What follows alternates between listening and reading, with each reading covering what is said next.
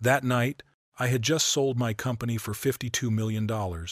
The golden lights of the city's most exclusive restaurant spilled over a glass of orange juice beaded with ice while my son and daughter-in-law twirled across the floor to jazz. A man in black leaned in quietly. "Stay calm. Don't drink, your son just slipped poison into your glass." The world stalled. My breath froze. Betrayal from my own blood. I set the glass down as if nothing had happened, offered a polite smile, then stood and left the table. No scene, no argument. Only the click of my heels beating time down the corridor, leaving behind the lights, the music, and a plan just unmasked. 30 minutes later, the trap he'd set snapped shut on him. Before we continue, make sure to subscribe, like the video, and let us know where you're listening from in the comments. Ice meets crystal. Clink, like a countdown. The Skyline residence living room turns cold. The AC hisses. The Persian rug swallows sound. Outside, Harbor City glitters through floor-to-ceiling glass. In here, the warmth is gone. "Dad, you're killing us." Nate hurls the words like a blade. I keep stirring his Manhattan. The crystal throws back Nate's face, warped like a broken wave. "Nate." I cut in. "I've decided. A beat. I'm selling Arclight systems, next month." The air congeals. He freezes, hand trembling as he takes the glass. "A family company." "Family?" I hold his gaze. "I pay everything. You only withdraw." Lena looks up from her notebook, cool blue eyes. The pen carves a deep groove into the page. "Adrian, with one signature, everything stays in the family." Honeyed words. A velvet-wrapped knife. I set the glass down. Deliberate, audible. "I've thought about this for 3 years. The decision is final."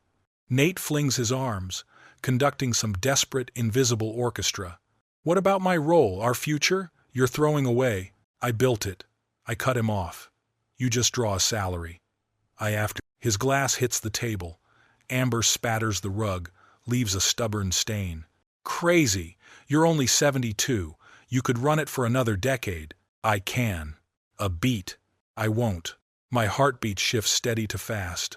My voice stays flat. Glass smooth. "I want to go. The pyramids. Tokyo. Thai beaches without checking email every 10 minutes. Hire a CEO. Keep the company. Keep the family."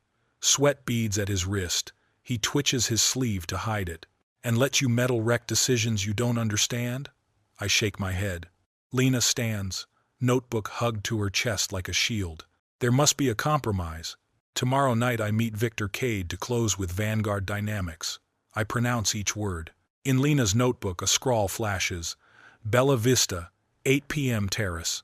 The stroke digs deep. Color floods Nate's face, a child robbed of a toy. "Vanguard Dynamics? You're selling to a rival?" "They're paying $52 million. Cash." Silence. Cold light. In the corner, the pendulum clock. Tick, tock. Nate collapses into the leather chair by the fireplace, buries his face in his hands.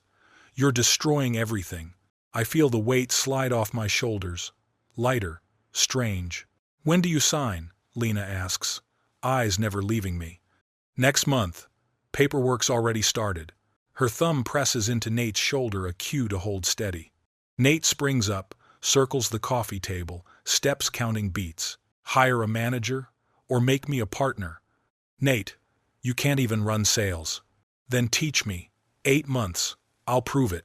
"You've had 15 years. Lena's pen skates, frantic. "A plan is forming. What if I buy you out, pay over time? With your salary? I can get investors, bank loans. Your cards are 21,000 in the red.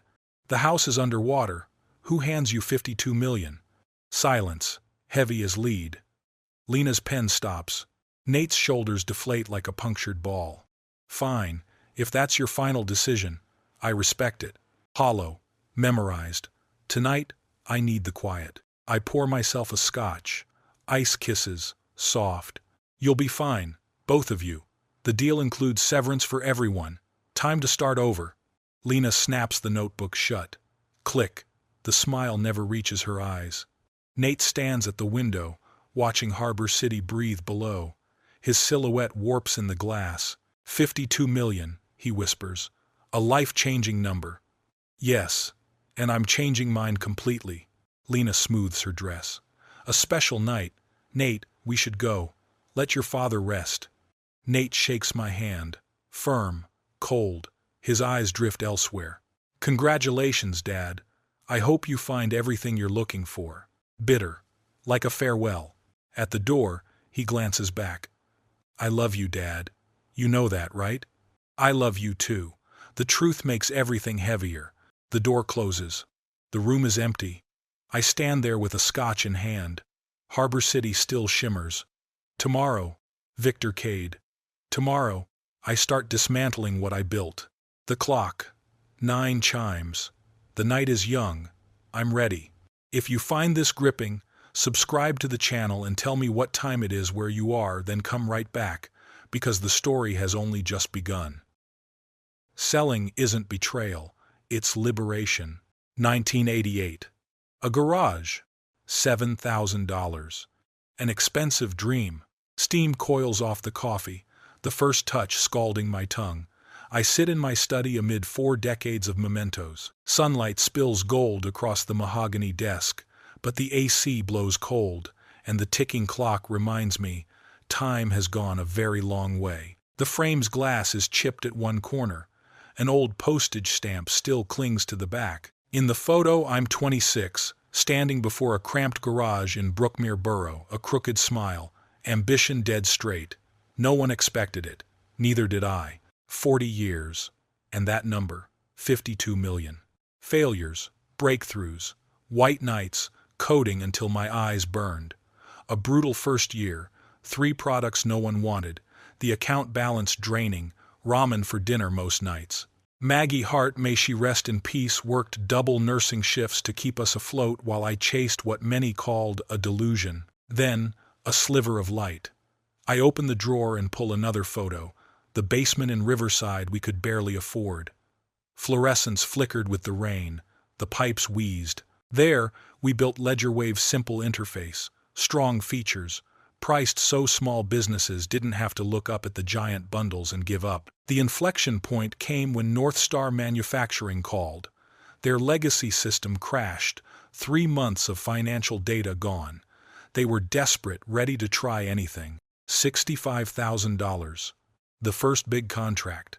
I stared at the check so long Maggie had to snatch it and take it to the bank herself. From there, everything sped up. Word spread through business associations. LedgerWave became trustworthy software. We added features, hired developers, moved somewhere respectable. 1994. 30 people. 2006. Over 100. The garage days began to feel like someone else's life. On the wall, a yellowed $600 check from a restaurateur in Ironbridge who needed inventory tracking. 665,052 million. The American dream, rendered in numbers. The price, 90-hour weeks. Missing Nate Hart's baseball games. Passing out at my desk, more nights than I can count. Maggie always understood until cancer took her 5 years ago. That's when the weight truly settled. I had built for family, only to realize family slipped away while I stared at spreadsheets. Nate never cared much for engineering. He likes outcomes, money, status, a comfortable job perched on foundations he never bothers to see. Lena Voss made it heavier. I still remember her jotting down company asset values at their wedding reception. I flipped through the latest reports. Arclight Solutions is solid, profitable, growing. Clients in 37 states. Our software runs in thousands of businesses. But I'm tired, bone deep, soul deep. The phone buzzes. Victor Cade's office confirms this afternoon. Mr. Hart, Mr. Cade would like to discuss the acquisition details. So would I. 52 million, enough to circle the globe twice. Enough to finally live, not just work. I stand and go to the window. Emerald Park is a piercing green. Joggers trace the winding paths. Kids chase each other. Someone feeds ducks on the sun-rippled lake. That's where Life Island, not boardrooms, not margins. Nate will manage. He's smart enough, if lazy. Lena will engineer him a soft landing. She's invested too much not to. In the morning light, my decision still holds. Selling isn't betrayal. It's liberation. I drain the coffee. My hand pauses half a second on the cup handle as a memory of all-nighter code flashes, then releases. I gather the files, contracts, financials, valuations, the papers that turn a dream into fact. In my leather travel notebook, among stray bullets, I absent-mindedly add, Bella Vista, Terrace, celebrate after signing. On the sill, the orchid I water on schedule is in bloom, a old habit, a new rhythm. In a few hours I'll sit across from Victor Cade and set the final chapter of Arclight Systems in motion. The story of Arclight Systems will close, but the story of Adrian Hart will not. The boy in that Brookmere borough garage at last gets to rest. Slanting light. Cold. Dust motes drift like a countdown. Window bars cut dark bands across the desk like barricades. Financial reports spread before me. A round coffee ring on the corner success leaves a stain too. Revenue up 20%. Retention 96%. Downloads up 40%. Arclight Systems has become exactly what I sketched in that old garage. But today, the numbers feel like they belong to someone else. I close my eyes for a beat. 40 years. Enough. Time to taste the fruit. Silence. One breath. I lift the world map off the wall. My finger follows hair-thin latitudes, stops at Japan. This season, the cherry blossoms are out. Ueno Park, Shinjuku Gyoen.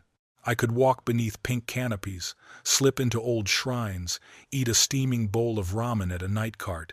The laptop still glows pale blue. I skim the quarterly, then snap it shut. Click. The Arclight Systems era closes here. A new chapter opens there on the map. I pull open a drawer, take out a scuffed leather notebook. A clipped boarding pass slips free unused, years old. A debt to myself. I write slowly, carefully.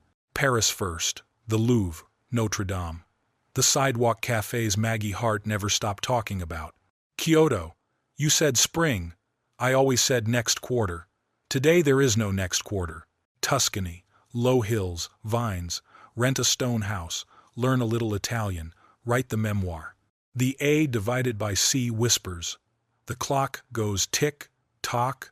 The phone cuts through the line of thought. Mr. Victor Cade's schedule is set. Wednesday, 3 p.m. Initial execute wire. The assistant says, crisp and firm. I'll be there, I answer. Dry, clean. I stand. A small crackle in my knee. 72, sore shoulders. Maybe 22 good years left, if I'm lucky. The books say, up 20%. The body says, stop. On the shelf, Christmas 1989, 12 of us crowded around a plastic tree in the Riverside basement office. Maggie Hart beside me, cocoa in hand, eyes smiling. Now we're over 200 people across 4 offices. Our software runs the ledgers of thousands of businesses, small restaurants, clinics, construction firms, everything perched on code I wrote to the rasp of wheezing pipes. They'll be fine under a new roof. I know it. I move to the window. Emerald Park unrolls below like a rippling green carpet. Runners trace the curves. A couple sits shoulder to shoulder on a bench. Kids shriek at the playground. Life runs on a human rhythm, not a spreadsheet's. Back at the desk, I open my passport. 9 years left. Another clock, ticking. I add one last line to the notes page. Bella Vista celebrate after signing? Then close it. Enough. No overpromising, no grand vows. My hand touches the bonsai at the sill. Green leaves, a trunk bent like ink on paper. I've watered it on schedule for years, a habit that kept me upright in storms. I tilt the can, the soil drinks. A clean, damp scent rises. Life, simple and patient. I look back at the desk. 20%, 96%, plus 40%. 3 clean cuts on the page, enough to make any executive smile. Today I smile for something else. Freedom. Tomorrow, a final scrub of the closing packet. Wednesday, I'll shake Victor Cade's hand and sign the papers that change everything. Next week, I'll be free. Travel brochures splay like a fan across the desk. Kyoto, Bordeaux, Florence, Prague. Places that used to be photos I scrolled past while waiting for builds are now within reach. All because I built something worth selling. The notebook fills with itineraries, hotels, flights. 6 months to start, maybe more if the wanderlust bites hard. For the first time in decades, there are no deadlines but the ones I set. No staff waiting on my call. No quarter demanding my attention. Just a man with new dreams and enough money to chase them anywhere. The pendulum clock strikes 4. The sound rings thin. Selling isn't betrayal. It's a reprieve. Wednesday come quickly. I'm ready. Arclight Systems boardroom swallowed sound. The HVAC hissed. The clock hit 3 p.m. The door opened. Victor Cade walked in. A beat of silence. Sunlight drew a blade edge along the mahogany table. Then the handshake. A firm clasp. Trimmed nails. Eyes steady. Arclight Systems is exactly the piece Vanguard Dynamics needs, Victor said, voice flat. I'm glad it'll be in hands that keep their word, I replied. An assistant set down a coffee tray. We Saturday. Victor opened his case. An approximately 150-page SPA, with the closing checklist clipped to the wire instructions. A thick packet. Drafts, IP and code-based transfer, change of control consents from 3 major clients, a retention bonus matrix for the core team, and an R&W insurance plan to cap post-close risk. He skimmed the system design. Clean architecture, clear docs. I need calm after the merger, especially on the people side. I'm selling product and customers, I said evenly. Family drama isn't part of the package. The terms flipped past. Price. $52 million. No earnout. Escrow. 15% for 20 months. Non-compete. 5 years in the core segment. Close. 10 business days, if all conditions precedent are met. Price is 52, no earnout, no open ends, Victor concluded. I looked at the number. My hand stopped twirling the coffee cup. My shoulders dropped for the first time in years. Deal, I said. The fountain pen glided. A dark green line anchored each initial. A binder clip snapped against the stack. The sun shifted. Our shadows stretched, and then aligned, like 2 fronts closing. The assistant brought champagne. The cork cracked. Bubbles climbed like a chart. To new beginnings, Victor raised his glass. To a clean handover, I touched mine to his.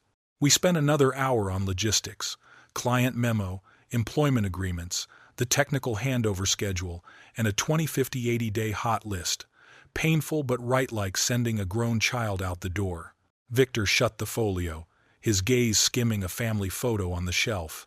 Succession inside a family is always delicate. I nodded. Nate will get severance like everyone else. Time for him to stand on his own. Independence builds character, Victor said, clipped. 5 p.m. Preliminary papers signed. Timeline fixed. Expectations clear.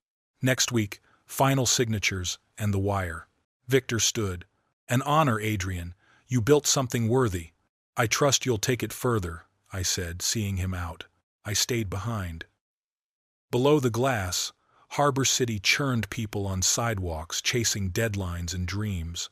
Soon I'd be among them, not a CEO, but a man with time to see beyond margins. My phone buzzed. 5 missed calls from Nate, stacked beside wire checklist T+7. Champagne warmed my chest. I let myself think one hopeful thought. Maybe this new chapter will bring us closer, or at least pull me back from the brink. Stacks of contracts sprawl across the glass table at Skyline residence. Paper edges frayed, paper clips leaving dents. Ice taps the rim of a Scotch clink. Sold. Done. Final sale packet, wire confirmations, dissolution papers. 42 years folded into a few signed words. I place a call. Nate picks up on the second ring. Dad, how did the meeting go? Closed. Arclight Systems sold. A beat. A small dry swallow on the line. Congratulations. Lena will be thrilled. What time? 9 p.m. La Terrazza Aurelia, terrace table facing the park. And, I'm proud of you. Good, thank you. When was the last time he said that? I call Marco Ferri, the concierge. Terrace, Emerald Park view, near the band, not by the entrance. Understood, Mr. Hart. Jacket required. I'll also alert the restaurant to increase evening security on the terrace. Thanks, Marco. A hot shower. Years of strain slide down the drain. I dress. Navy suit, silver tie, Italian shoes, a whisper of cologne. The long-shelved Patek Philippe clicks onto my wrist, time returned to me. I open my jacket, touch the inner pocket. The heart pills I've carried for years. Close it again. I face the mirror. 72. The lines remain. The shoulders feel lighter. How many celebrations did I skip while building this company? Birthdays postponed for clients, anniversaries canceled for launches. Trade time for money, then spend money to buy back time. Outside, Emerald Park glows amber. Couples speckle Cedar Line Promenade. Kids chatter at the playground. Everyday life, something I seldom joined. Phone buzz. A text from Marco.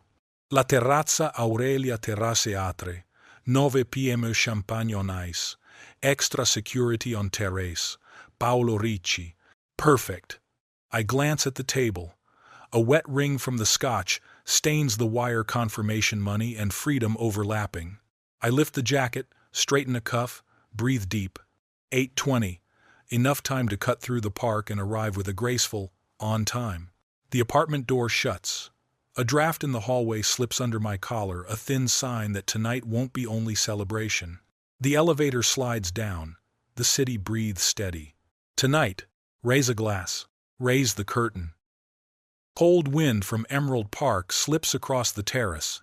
The amber glow of La Terrazza Aurelia spills warmth outward. The chill won't lift. Nate and Lena wait beneath the awning strung with Italian lights. Dad.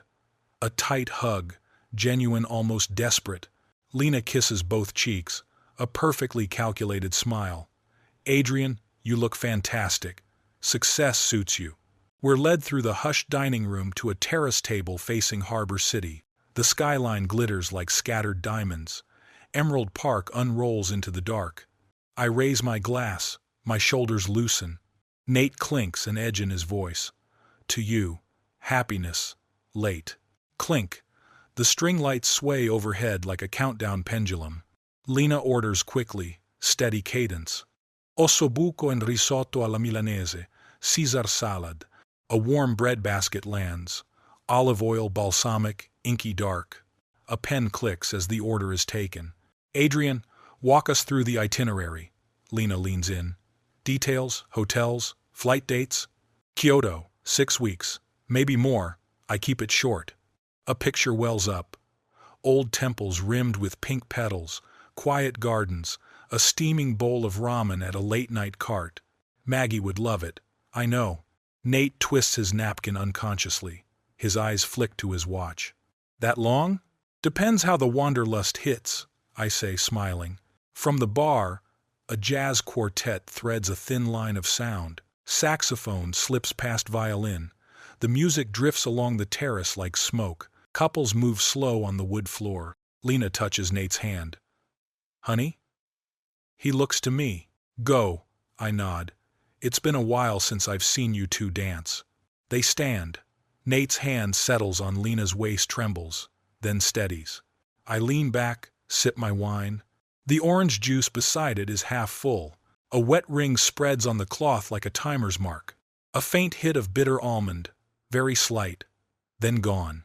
A man in dark clothes stands near the railing, a small earpiece tucked behind his ear. A finger taps his wrist mic. His eyes sweep with professional rhythm. Night security, most likely. Nate and Lena turn in slow circles. Her dress fans out like water. A handsome pair, young, elegant, Harbor City blazing behind them. This is what success should mean. A moment, family, lights, music, hope. But the wind stays cold. At the tables, cutlery whispers. Bread tears by hand. Wine pours in thin streams. Voices blend into a soft hum, tinged with prosperity. I think of tomorrow opening the notebook, planning Japan in earnest. Hotels, tickets, festival dates. The habits that kept Arclight systems steady now serve rest instead of work. The guard shifts position. Now he faces our table more directly. Focused, alert. I smile. Tonight, nothing can pull me out of this mood. $43 million, 42 years of work.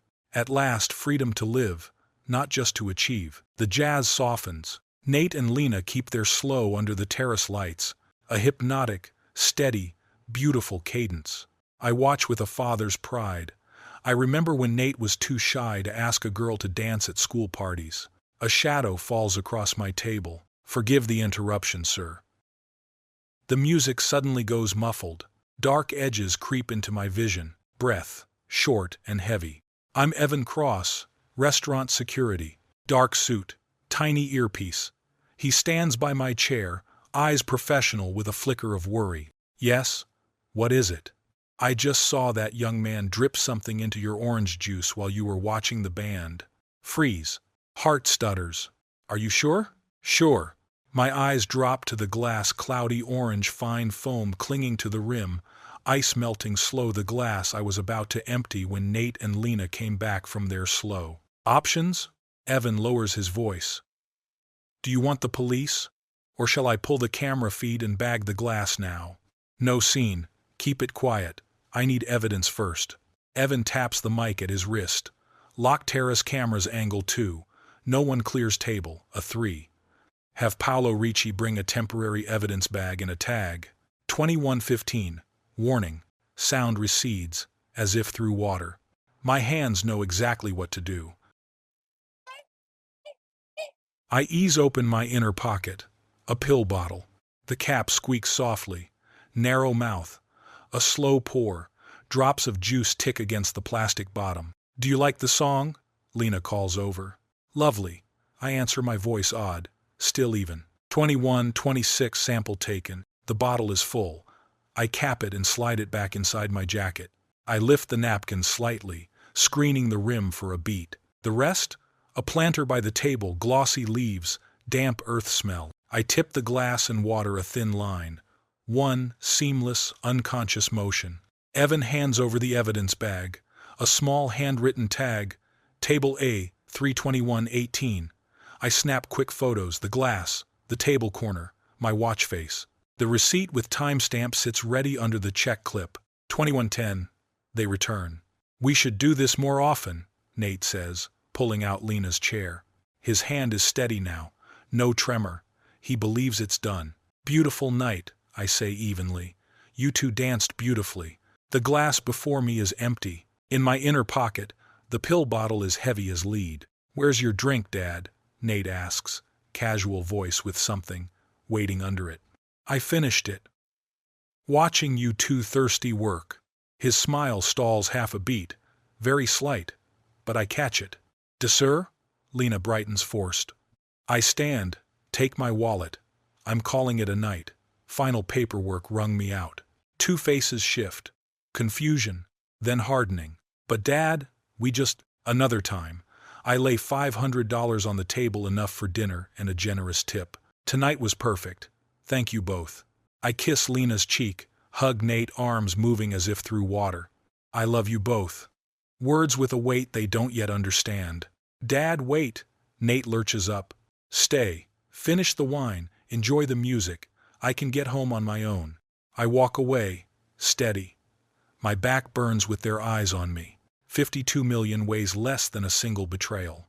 Evan meets me at the inner doorway. Low voice. Smart move with the plant. Glass is bagged. Cameras flagged. I'll hand it to management and lock access. You saved my life tonight. Just doing my job. You good to get home? I'll manage. Wind from the terrace lifts the tablecloth. Warm and cold. Behind me, La Terrazza Aurelia still glows. Ahead, the night opens. In my pocket, evidence. And on table A3, a verdict hanging. The wind off Emerald Park lashes my face as I step out onto the terrace. Behind me, La Terrazza Aurelia still glows amber warm, cold, hard, silent. Through the glass I catch Nate and Lena at table A3. They lean in, whispering fast. No ease left, only calculation. I cut across the park. Footfalls drum on empty paths. A few runners ghost past, breath turning white in the air. In my inner pocket, the sample bottle sits like lead. Not just orange juice, evidence.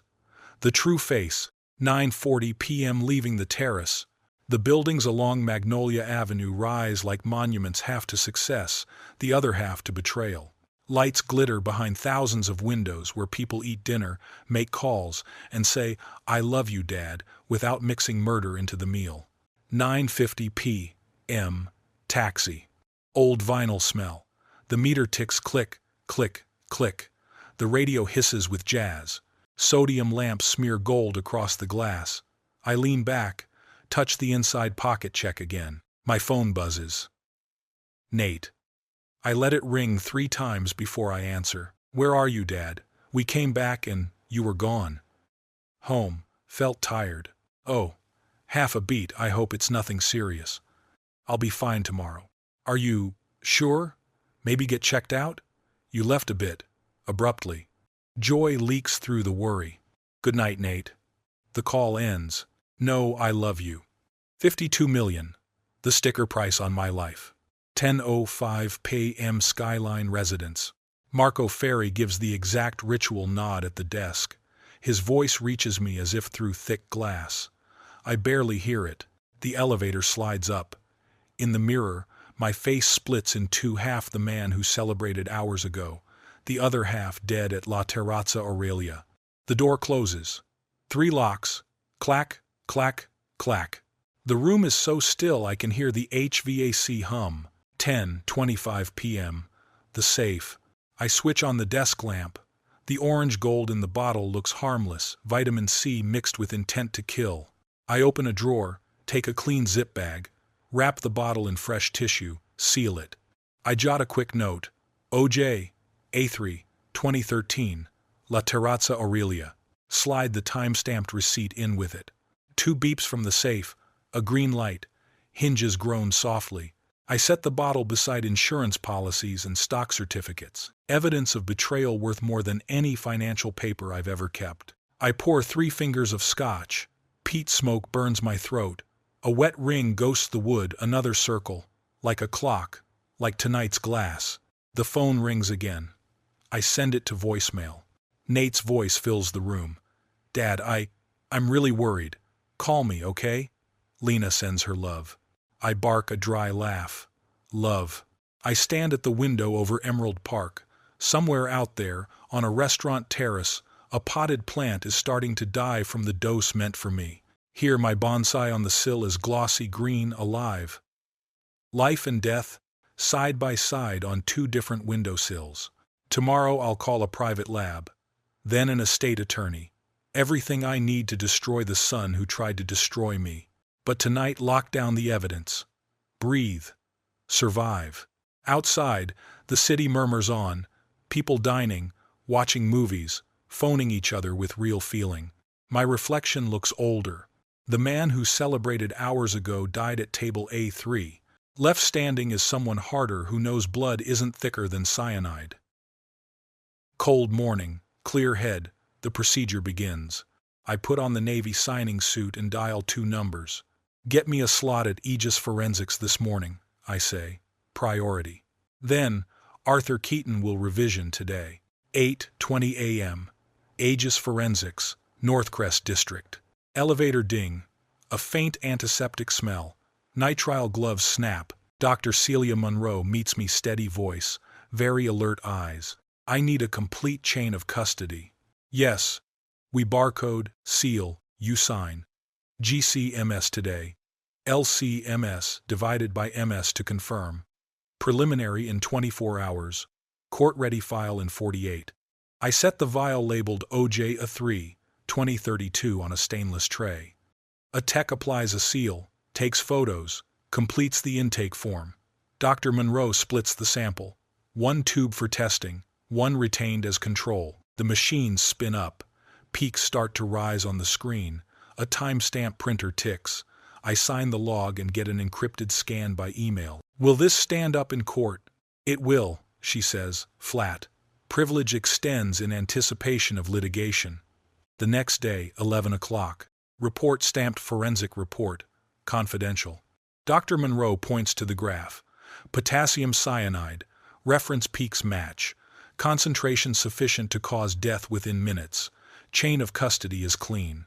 Physician's signature quality supervisor timestamp. No gray areas. I close the folder.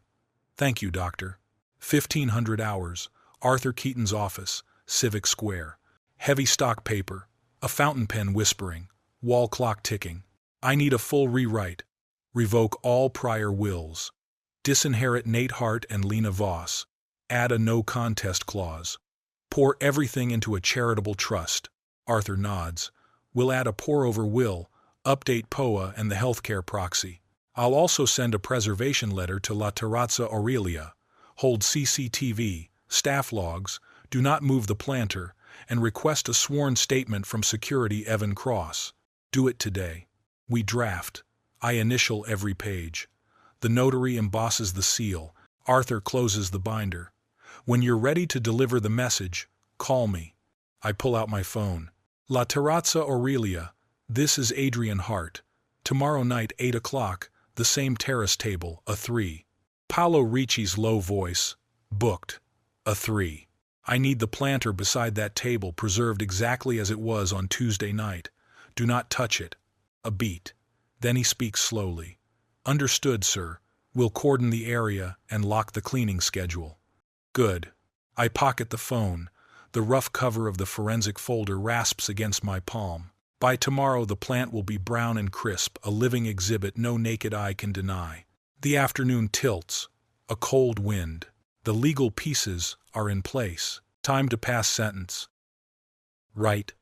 Reread. Seal with wax. On 300 GSM stock, the fountain pen scratches a short line. Nate and Lena, I know about the cyanide. Evan Cross witnessed the substance being dropped into the glass. The forensic report confirms it. The will has been changed. You are no longer beneficiaries. $52 million goes to medical research. You chose money over family. Now you have neither. Adrian. Red wax drips. The embossed seal dries like a verdict. 8:06 p.m. La Terrazza Aurelia. Terrace A3. Paolo Ricci personally leads me onto the terrace. The breeze nudges the string lights. The layout reads like a courtroom. The bench, table A3, exhibit A. The planter beside us leaves browned and brittle, snapping as the wind threads through. Exhibit B, the toxicology report in the envelope. Exhibit C, Evan's sworn statement. I set the wax-sealed envelope beside the glass. Wait. 8:15 p.m. They arrive 10 minutes late. Nate in black as if mourning ahead of schedule. Tie a ½ centimeter askew. Lena carries the faintest trace of almond. You look well, Dad. Nate forces a smile. Better than you expected? I answer, flat. They sit. Lena pours on sweetness. How are you feeling? Nate was so worried because you suddenly fell ill. Don't call it illness, I cut in. Call it by its name, poisoning. I tilt my head toward the planter. Special watering on Tuesday night. Orange juice mixed with potassium cyanide. The same recipe you chose for me. Nate's face drains. Lena's knuckles blanch around the napkin. I lift the envelope like a court order. This is the sentence. Read. 8:22 p.m. Wax rips. The paper's edge nicks a fingertip. A dot of blood leaps signed in blood, literally. Nate's eyes run the lines. They stop at no longer beneficiaries. His mouth opens, then closes. No sound. What? What is this? Reality, I say. Evan Cross saw it. The forensic report confirms it. You chose money over family. Lena switches tactics in 3 beats. Soothe, deny blame. Each sentence shorter than the last. Adrian, there must be a mistake. You're misunderstanding. It was Nate. I don't want to hear it. I look straight at my son. You want my $52 million? That money will save lives. You wanted me dead, so from now on you are dead to me. Nate lunges halfway up, stammering, Please, Dad. I can. Forever, Nate. I stand. I leave a copy of the receipt in the check holder, 8:13 p.m. Turn. Don't look back. Paolo waits at the entrance. Will you be returning, Mr. Hart? No. My business here is done.